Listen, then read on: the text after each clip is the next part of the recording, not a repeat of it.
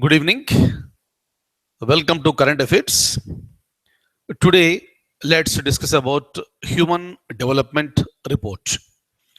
In the earlier class of Current Affairs, hope you remember that, we discussed about Happiness Index. And we said that at number one position, there is a country called Norway. And with respect to India, so from 118th position, last time, it has been slipped down to 122nd position. So this is what we have discussed with respect to happiness index. Similarly, even this time again, for the year 2016, a report that was released just 2 days back, that is on March 21st, a rank of India has been slipped down from 130 to 131.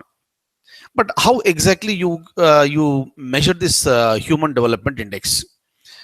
That HDR, Human Development Report, will contain Human Development Index. That is a measure of various aspects of the people in various countries across the globe. Every year, many countries will be taken and the index is prepared. So this time also, out of 188 countries, at number one position, you have Norway. So with respect to India, so we are ranked at 131st position. But what are these parameters? So how exactly it will they will calculate, and what is the use of this? Everything we'll try to understand now. So, but the basic point is that for the first time, this HDR, Human Development Report, was launched in the year 1990 by Mahbub ul Haq. So this person is an economist and he is from Pakistan. Plus Dr. Amartya Sen of India. So these are the two people who launched this HDR for the first time in the year 1990, and now it is being published every year by UNDP, United Nations Development Program. So by looking at this, the basic idea with respect to Mahbub ul Haq is that human being should be the center of this development. People should be the center of the development. Without developing the people, various aspects which are related to the people, without developing that, you cannot call it as a development. Industries may be there, infrastructure may be there, rich may be becoming richer. But if a common man is not developed, that is not called a real development, according to Professor Mahbub ul Haq. And for this reason, various parameters will be taken. It's like a competition among the various nations. So try to develop these parameters and develop the human index in your country. Right? It is not just economy, but various aspects like, this politics will come into picture. This human rights will also come into picture. Everything will be taken into consideration. And finally, so you give this HDI. That is called Human Development Index. So now I would like to open the document. Let's have a discussion. What exactly is happening this across the globe, and with the specific attention to India, what exactly is happening. All right. So just because the rank has been slipped from 130 to 131, does it mean that the development is stopped in India? The development is getting deteriorated? Absolutely no. But this is the ranking system. Various parameters will come into the picture. It's not the time for worrying for the citizens of India, but let's look into what exactly is happening. Right? Stay tuned. I'll be opening the document. Let's look at the data that is available. Look at this. HDR stands for Human Development Report. Just a moment. Now, look at this. Annually, HDR is released by UNDP, United Nations Development Program.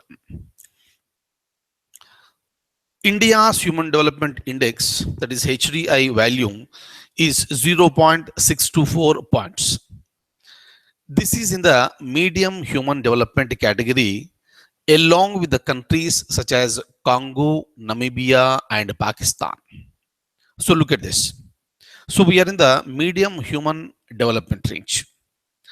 and India has been ranked third among the SAARC nations.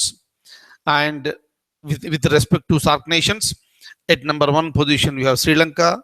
Overall rank is 73, followed by second position Maldives, and the overall ranking is 105. And with respect to India, so we are ranked at number 3 within the SAARC nations and number 131 with respect to the entire globe.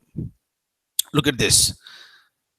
Just now I told you India is placed in the medium human development, but whereas Sri Lanka and Maldives, so they have been figured in high human development category, right? If you look at these two countries, obviously India is much advanced, but still India has been ranked in the medium human development, but whereas these two countries have been ranked in they have been placed in the high human development category. Kindly remember each point, please. And with respect to India, we have been ranked at 131 position out of 188 nations. At number 1 position, you have Norway. Look at the points, please. Within the brackets, you can see 0.949. Okay, so that this is the points is highest with respect to Norway. And go back to the paragraph number 2, first paragraph, and see what is this HDI index and value of Indian points. 0.624. Kindly remember this Norway every time. In most of the categories, this is ranked at number 1 position. And earlier also we saw that with respect to happiness index, at number 1 position we have Norway, and India 122nd position, right?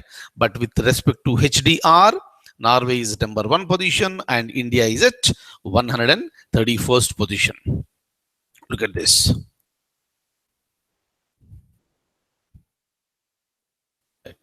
Have a look at this. The HDI, when you say Human Development Index, this is a measure for what? For assessing progress in 3 basic dimensions of human development. Kindly remember, whenever you speak about HDI, this is a measure for what? Assessing the progress depending on 3 basic dimensions of human development. Look at this.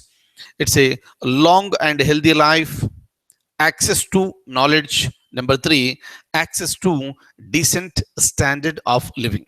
So these are the 3 parameters that are taken into consideration and HDI is prepared.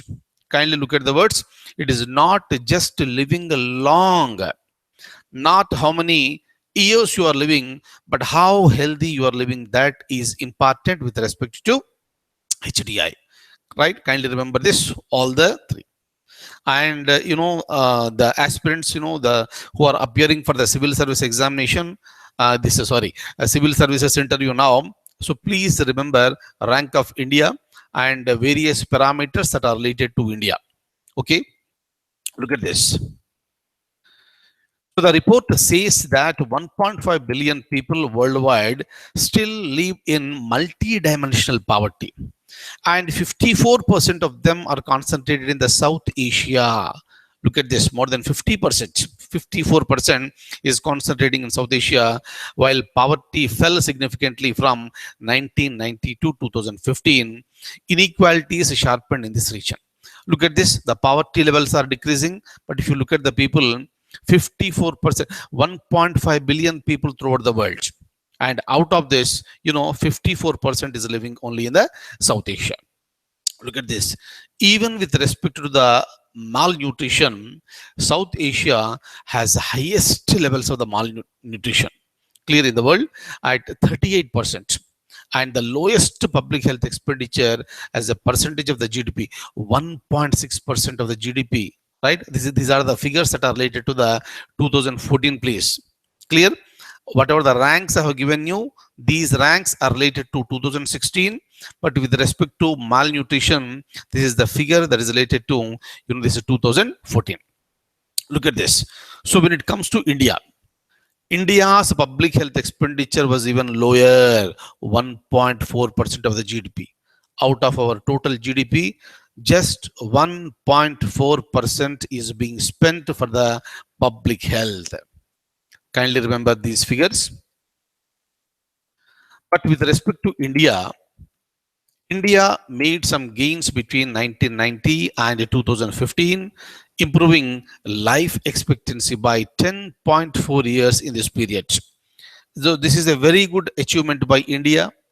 The medical technology is increasing and we improved the life expectancy by 10.4 years, right? Meaning there is a progress, considerable progress, but still a lot has to be done. Child malnutrition also declined by 10 percentage points from 2015, right? There was a modest gain in infant and under 5 mortality rates. Even, this there is a considerable improvement, meaning the percentage is getting decreased with respect to infant mortality rate and the child mortality rate. There is a considerable decrease. Look at this. Important. I give the side heading like important. What is this important? You see, the report praised. What is the report? HDR report praised India's reservation policy. Kindly see it. Um, the concept of reservation may be there, may not be there in every country. But with respect to India, from day number one in the sense from the day we commenced the constitution, that is on January 26th, 1950. So the concept of the reservations have come into existence. That is the reason why the certain categories, they enjoy the reservation very much under the provisions of the constitution, very much permitted. Since these are the depressed sections and downtrodden sections, they must be provided this with um, reservations. Otherwise what will happen, it becomes very difficult for those people to come up in the ladder. That's the reason why reservation has been provided, and even today also the reservation is continued. And the report looked at this reservation policy also. Of course, it happens every year, right? So not specifically this year I'm talking about, but otherwise every year this report will also look into the reservation policies. So with respect to the reservation policies, there is a considerable gain. There is a considerable gain to the certain sections of the society with respect to their representation in government services. Clear?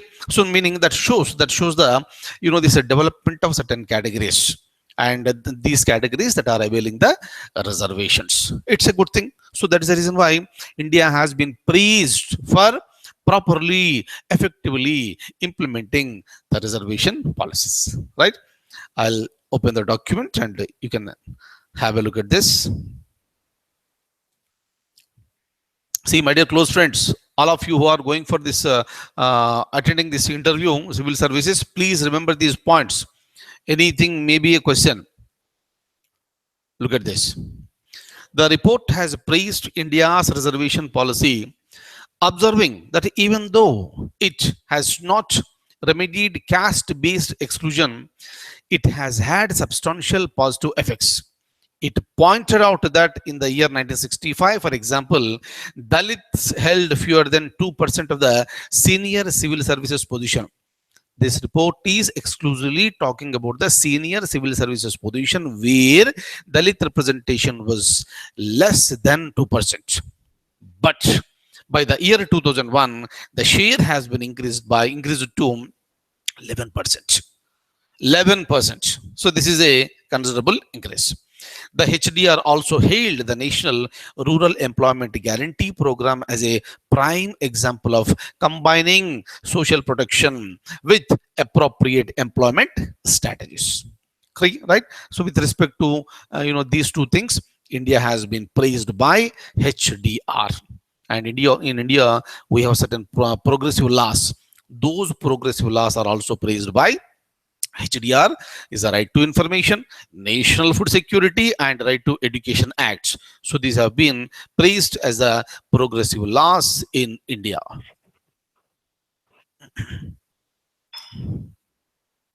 Look at this. Women across the globe, and later we'll see what about India. Look at this. women on an average have lower HDI than men across the world. It's not just in India, across the world, the same problem is there. That's the reason why when we speak about the women empowerment, it is not just restricted to one state or one country, but this is the global issue. Women empowerment has to happen throughout the globe, right? So latest one, see here. It's women have lower HDI when compared to men. The report also pointed out that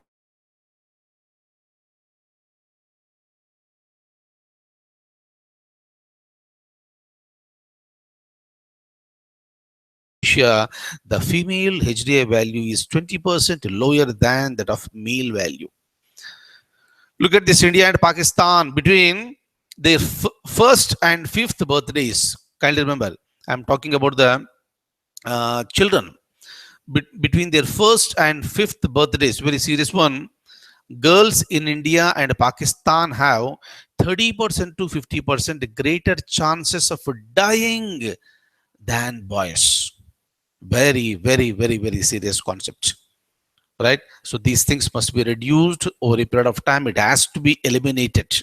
Otherwise, it's a very, very, very, very serious one, right? And India's HDA value increased from 0.428 in 1990 to 0.624 in 2015. And India still had the lowest rank among the BRIC nations. Of course, India is doing its best, and maybe in the coming years, our rank will improve, the status of women will improve, and there is much progress with respect to the this Dalits, and every section will improve, and finally, so India will be achieving a considerable rank, if not immediately, at least over a period of time, right? So we wish so. And with this, I'll stop at this stage, and I'll see you in the next class with more current affairs. Thank you so much for being with me this evening, and I wish you all a very, very good luck. Take very good care of yourself. Thank you.